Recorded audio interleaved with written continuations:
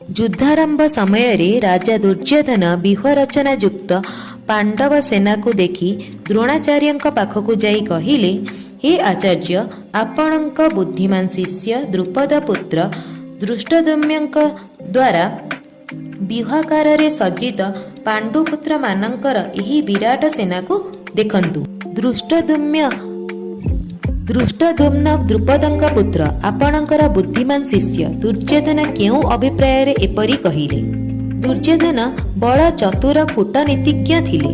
धृष्टद्युम्नक प्रति प्रतिहिंसा तथा पांडव मानक प्रति द्रोणाचार्यंकर मंद भावना उत्पन्न कराइबा पई तांकु विशेष रूप से उत्तेजित करिबा पई दुर्योधन धृष्टद्युम्नंकु द्रुपद पुत्र एवं आपणकर बुद्धिमान शिष्य बोली कहिसेंती।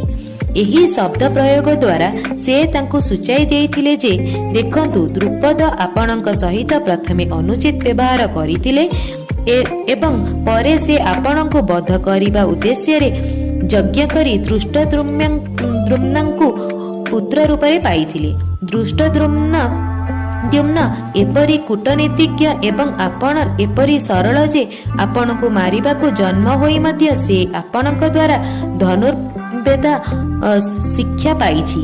पुणी वर्तमान मध्य तार बुद्धिमता देखंतु जे से आपण को परास्त करने को अति सुंदर व्यूह रचना करिछि। एपरी पुरुष को पांडव माने निज प्रधान सेनापति करिसेंती। वर्तमान आपणक कर्तव्य कण आपण विचार करंतु।